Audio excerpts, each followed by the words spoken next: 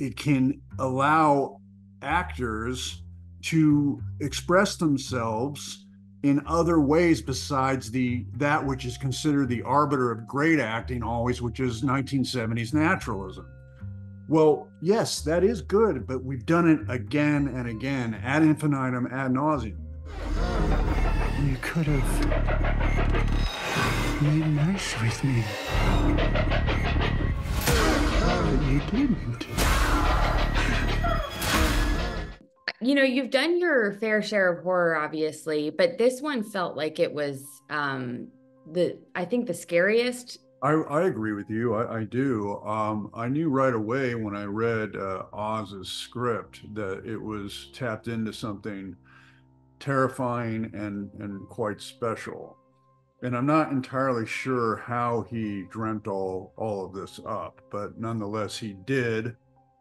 And I think it was when I first met him, we sat down at the Polo Lounge, believe it or not. And the first thing he said to me, he just sort of blurted it out, was, "This is a movie about my mother." And I was like, "Well, that's not what you expect to hear when someone's talking about developing a horror film. It's about my mom." And I don't want to talk too much about Oz, but in terms of his own approach, but I think he was processing something about the feeling of parents where they can lie to you thinking they're protecting you from something, but they're actually still lying to you. And I immediately said, well, that's interesting that you should say that, because this is about my mom for me. Wow. Because as soon as I read the Longlegs character, I could hear her voice. Wow. And I could hear her melodies. Not that she was satanic, but she was certainly touched, sadly, with mental illness. And I grew up around that. And so for the longest time, I've been trying to find, in my approach to try and get more personal with my film performances, I've been trying to find a constructive place to put my memories of my mother and her vocalizations and her body language into a character. I never thought that it would wind up being a character who happens to be a serial killer, but you can do that sort of thing when you're feeling artistic. And it was also important to me that since Longlegs is kind of spawned from hell, that he should have both polarities. I wanted the character she to be androgynous. I didn't want it to be specifically male or specifically female. It was very important because these energies, if you can think metaphorically and in the abstract, exist in all of us, male and female. And I have met many women with a very strong male energy internally, and I've met many men with a very strong female energy.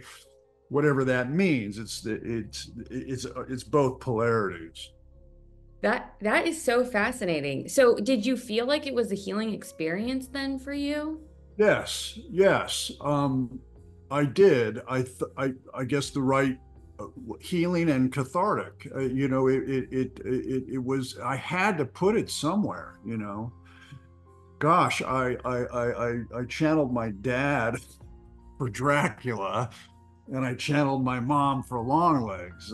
What does that say about my childhood? Connect those dots, but nonetheless, it had to be done. It's healthy. It's healthy to put it in a constructive place. Art is constructive. Destructive is crime. And I guess, you kind of touched on this a little bit, but, I know you've talked about your acting method quite a bit and how you really are trying to get your imagination to make you think you're not faking it, right? Yeah, that's important. And well, does your approach change at all when you're playing the villain versus the protagonist? Well, the villain never sees himself as the villain. He doesn't. To play a villain well, you have to, the character has to believe that what he's doing is ultimately good, even though within the context of the narrative, it's the antagonist and it's on the wrong side. if you play a villain thinking what you're doing is bad or wrong, then it won't have that conviction. If you believe in it, and specifically in this case, Longlegs, I think, really believes on some level that she is doing some good, on some level, in that warped mindset, that this is productive in some way. Mhm. And in a way, he is like an old mother trying to guide Lee Harker, to the dark flame. And so, along those lines, how do you kind of prepare for a role like this? Because I know you've talked about kind of like using objects sometimes, or like, I mean, did you study the occult before this? Oh, I mean, I read a lot of philosophy. I like to read, and I went through my period for 4 years where I was reading a lot of esoteric myths, philosophies, you name it. I was looking at all of it. Dion Fortune, uh, Jakob Burma. I was reading different things, but no, that wasn't what it was. I think the script itself, the idea that I was aligning forces with Oz Perkins, and that he hails from a family,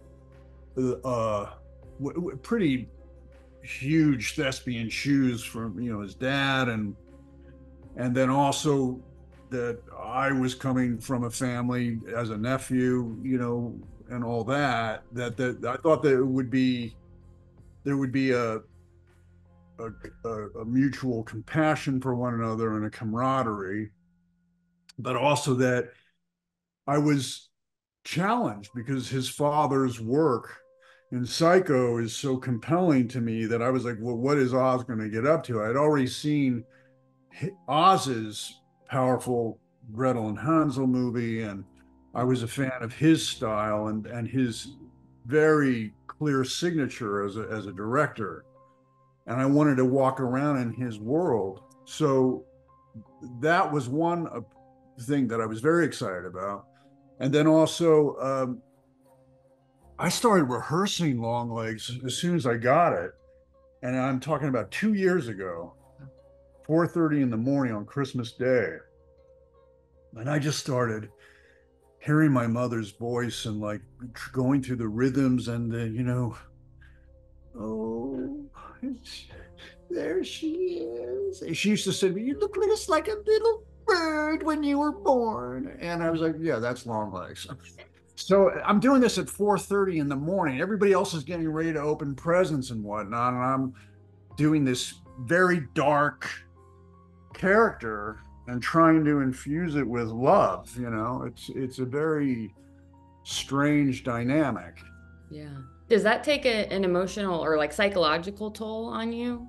No, no, You no. can get out of it. I am a craftsman. I know how to get to a place. I mean, it's been so long now, 45 years now. I mean, been doing it so long that my access, thankfully, to my imagination and to my emotion is at my fingertips, and I know how to bring it when the director says action, and then how to leave it and go home. I'm not, you know, that I'm not torturing myself, so to speak. Or at one time I was, when I was 19, I was, doing movies like Birdie and thinking, oh, we all have to be Robert De Niro and Raging Bull, and we all have to live the part and all that. And because I had no proper training, so to speak, I learned through experience and watching movies.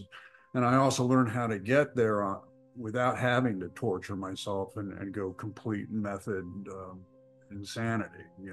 Yeah, no, that's so interesting because one of the you mentioned when you got your period of philosophy. We had talked about that at the Globes, and you made a comment about like becoming like a kite without an anchor. Oh yeah, that. Well, Yeah. sure. Yeah. If you read enough dense philosophy and esoteric books, no one and you really and I was reading it, for lack of a better word, religiously every day for 4 years and meditating and people were like, "What the hell are you talking about? I can't. Where is this guy? What planet is this guy? I don't know how to have a conversation with you. What do you mean a pelican is also a vase, a beaker that the alchemists use to cook things and try to find gold? And what are you talking about, Nick?" And so I realized that I wasn't making any sense to anybody anymore, and then I quickly stopped and came back to Earth or to Mother Earth and stop looking for the stone, you know? Yeah, but that's so interesting that that having as many roles as you do doesn't have that same effect. You're able to kind of put it off and take it down, like you said. It's necessary. It's Yeah. compartmentalizing. It's necessary. It's I have tried to pour yeast onto the imagination and fertilize it so that I can, when Oz says action, I can go into this character and bring something authentic and organic emotionally to it, so it doesn't feel like acting, but at the same time I know how to leave it and keep Hmm. it fresh, you Hmm. know. That's just something that came to me from experience and making as many movies as I've made. You know, I think that all the movies I've done, for whatever the reasons that I had to do, whether they worked or they didn't work, they kept my instrument, Mm. kept practicing. Yeah. The more you practice, the easier you have access to your imagination and to your emotions and your life experience and your memories. Mm. Yeah. Yeah, that's But the fun. thing, the difference with me is I wasn't practicing in an actor's studio, and I was practicing on camera. You Right. know? So I mean, just actually through work. Right. That like this, yeah, you learn through experience as opposed to Right. education. Yeah.